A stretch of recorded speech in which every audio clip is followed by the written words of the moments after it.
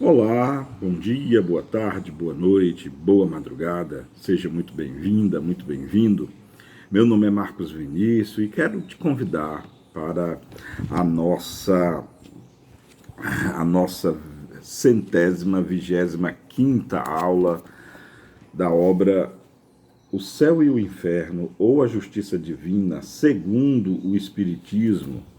E na aula de hoje, muito interessante, interessantíssima eu diria, nós vamos iniciar o capítulo 8, que versa sobre espíritos em expiações terrestres. E que relatos maravilhosos, que relatos maravilhosos. Vamos começar então com o caso do espírito Marcel, que estava, nessa encarnação que ele alude, estava encarnado no corpo de uma criança, né? Uma criança que era conhecida como a criança do número 4. Olhem que história extraordinária, que exemplo de resignação, que exemplo de ressignificado de dor, que exemplo de resiliência, de submissão à vontade de Deus, de responsabilidade para com a sua missão, em ressignificar tudo aquilo que para nós seria terrível, seria algo ruim. E para esse espírito missionário, espiando sim, mas missionário foi realmente um dever cumprido a sua passagem pela terra. Vejamos então a história da criança do número 4, o espírito Marcel. Prestem bem atenção. Num hospício de província havia uma criança em torno de 8 a 10 anos, num estado difícil de se descrever. Não era ali designado senão sob o número 4. Inteiramente contrafeito, seja pela disformidade natural, seja em consequência da doença, suas pernas contornadas tocavam o seu pescoço. Sua magreza era tal que a pele se dilacerava sob a saliência dos ossos. Seu corpo não era senão uma ferida, e seus sofrimentos atrozes. Pertencia a uma pobre família de israelitas, e essa triste posição durava há 4 anos. Sua inteligência era notável para a sua idade, sua doçura, sua paciência e sua resignação eram edificantes. O médico, no serviço do qual se achava, tocado de compaixão por esse pobre ser, de alguma forma abandonado, porque não parecia que seus parentes viessem vê-lo frequentemente, interessou-se por ele, contentando-se em conversar, encantado por sua razão precoce. Não somente o tratava com bondade, mas, quando as suas ocupações lhe o permitiam, vinha ler-lhe e se admirava com a retidão de seu julgamento sobre as coisas que pareciam acima de sua idade. Vê só, que a criança número 2, o menino Marcel, é um espírito já de elevada consciência, Continuando, Um dia, olha, vejam bem, um dia a criança lhe disse: Doutor, tende, pois, a bondade de me dar ainda pílulas como as últimas que me ordenastes? E por que isso, minha criança? Disse o médico. Deite as suficientes e temo que uma quantidade maior te faça mal. É que, vede, replicou a criança, sofro de tal modo que me forço em me reprimir para não gritar e pedir a Deus conceder-me a força de não alterar os outros doentes que estão do meu lado. Frequentemente tenho dificuldade de me impedir isso. Essas pílulas me adormecem e, durante esse tempo, pelo menos, não perturbo ninguém. Olha só a preocupação da criança em não perturbar os outros pacientes. Olha só. Essas palavras bastam para mostrar a elevação da alma que esse corpo disforme encerrava. Onde essa criança aurira semelhantes sentimentos, Isso não poderia ser no meio onde ele foi educado. E, aliás, na idade em que ele começou a sofrer, não podia ainda compreender nenhum raciocínio. Eram, pois, inatas nele. Mas então, com tão nobres instintos, por que Deus o ordenava a uma vida tão miserável e tão dolorosa, em admitindo que essa criança, essa alma, fora criada ao mesmo tempo que esse corpo, instrumento de tão cruéis sofrimentos? Ou é preciso negar a bondade de Deus, ou é preciso admitir uma causa anterior, quer dizer, a preexistência da alma e a pluralidade das existências. Essa criança morreu e seus últimos pensamentos foram para Deus e para o médico caridoso que teve piedade dela.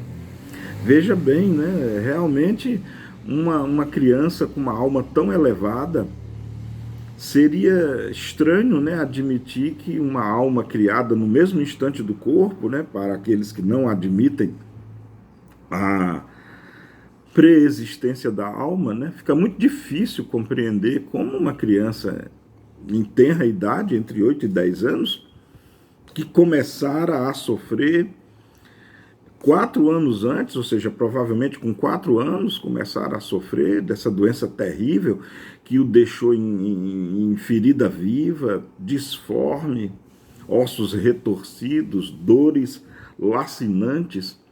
Uma criança de 4 anos não vai entender, do ponto de vista filosófico, o porquê do ser, do destino e da dor. Não tem como. Isso só é admissível entendendo-se a veracidade da preexistência da alma, ou seja, o corpo podia ser de uma criança, mas a alma não. É de um espírito já experiente, um espírito que já passou por muito na vida e aprendeu muito. Bom, vamos à evocação agora, né? Daí a algum tempo foi evocado na Sociedade de Paris, onde deu a comunicação seguinte em 1863. Vós me chamastes, vim para fazer com que a minha voz se estenda além deste raciocínio, além deste recinto, para atingir a todos os corações, que o eco que ela fará vibrar se estenda até na sua solidão.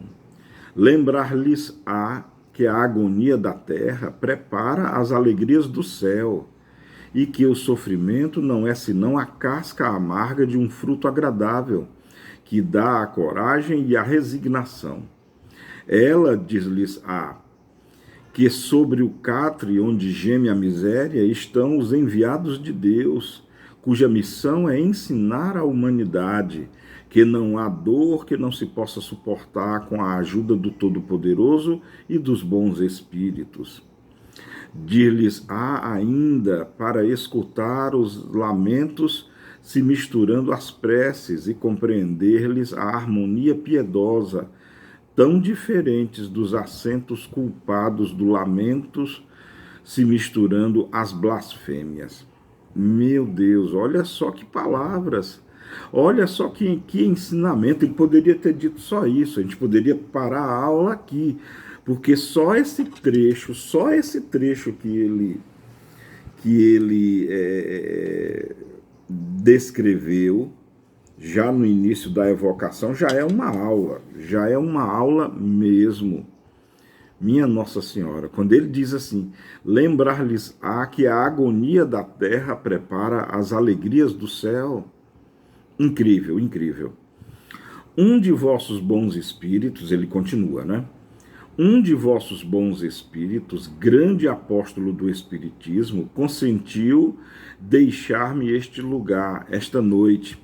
E esse apóstolo do Espiritismo, já em espírito, não era ninguém menos que Santo Agostinho, pelo médium com o qual se comunica habitualmente na sociedade, né? Era o espírito de Santo Agostinho que consentiu, né, que o Espírito se manifestasse esta noite.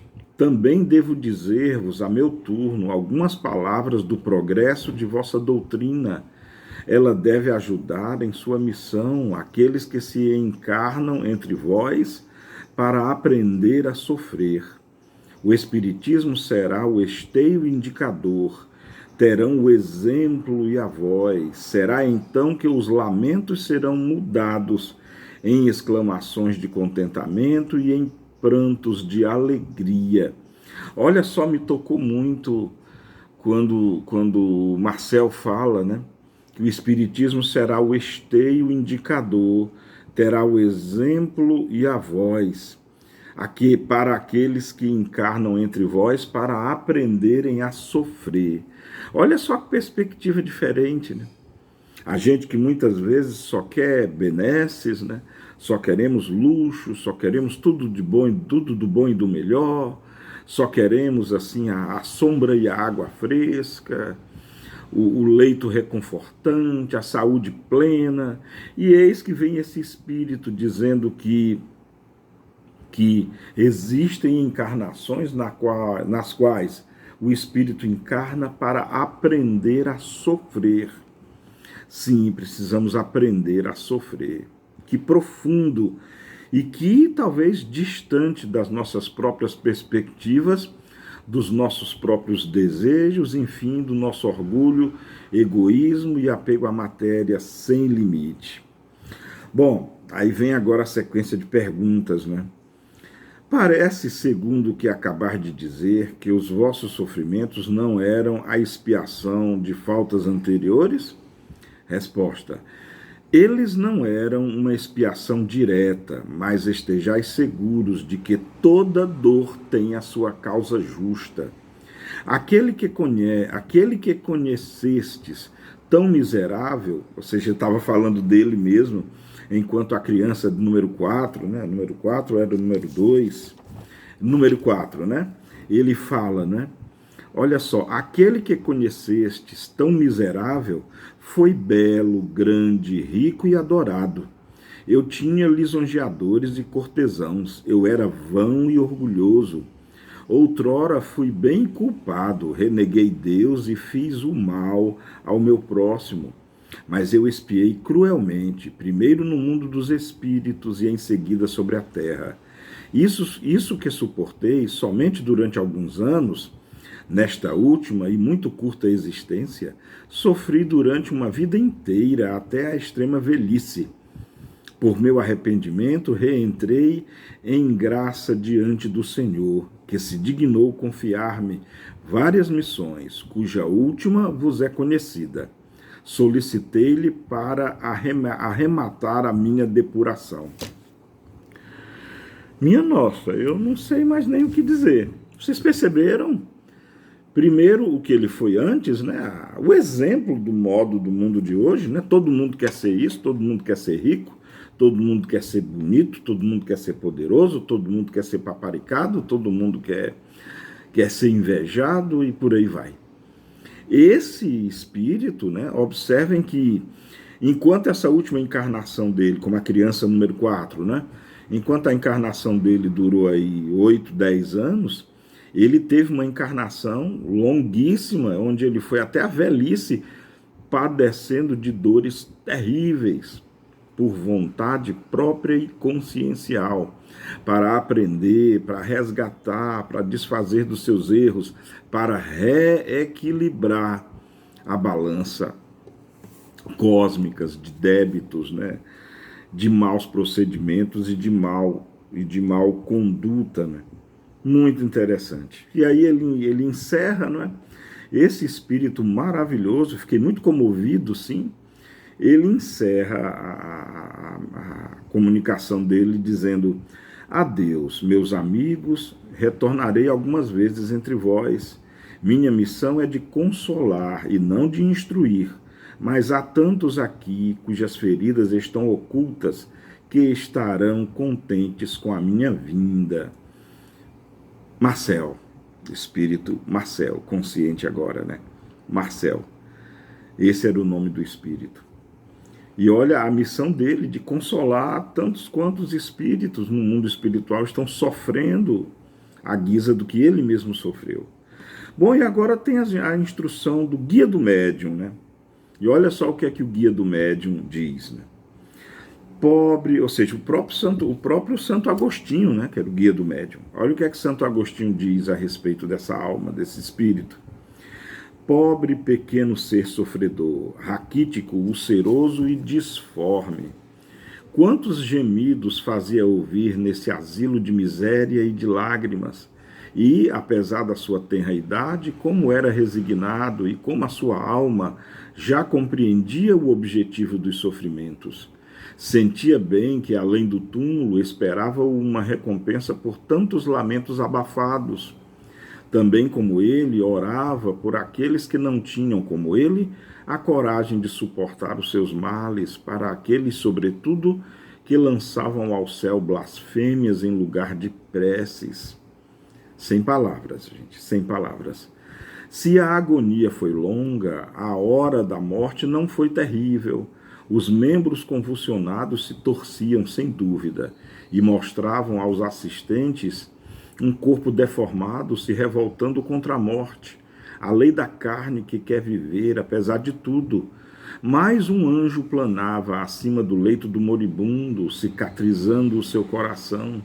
Depois esse anjo arrebatou nas suas asas brancas essa alma tão bela que se escapava desse corpo informe, pronunciando estas palavras: glória vos seja dada, ó meu Deus.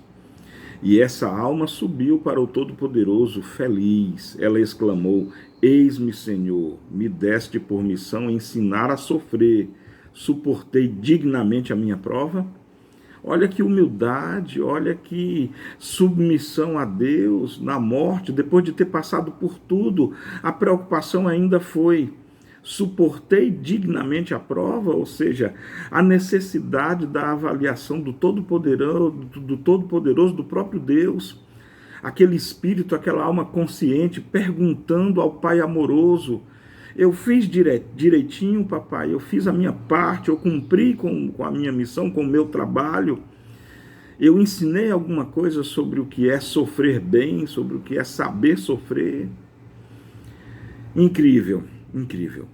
E Santo Agostinho termina da seguinte forma: e agora o espírito da pobre criança retomou as suas proporções, e ele plana no espaço, indo do fraco ao pequeno, dizendo a todos: esperança e coragem. Liberto de toda matéria e de toda mancha, está ali junto de vós, vos fala, não mais com a sua voz sofredora e lamentosa, mas com varonil acento, ele vos disse: aqueles que me viram olharam a criança que não murmurava, auriram a calma para os seus males e os seus corações se fortaleceram na doce confiança em Deus. Eis o objetivo de minha curta passagem sobre a terra. É isso, né? Aprendamos, então, eu acho que esse capítulo 8 e essa expiação, essa lição da criança número 4, né? O Espírito Marcel, é algo que precisamos estudar exaustivamente, comparar, observar, analisar a nossa própria vida, fazer uma autoanálise, como, aliás, Santo Agostinho muito nos recomendava. Bom, é isso. Sem mais palavras, né? Tomado de muita emoção, espero que vocês tenham gostado. E que lição, que aula, que exemplo de vida que possamos aprender. Bom, beijo no coração de todas e todos. Amemo-nos como Jesus nos amou. Cuidem uns dos outros. Isso é muito importante. Até a nossa próxima videoaula. Tchau.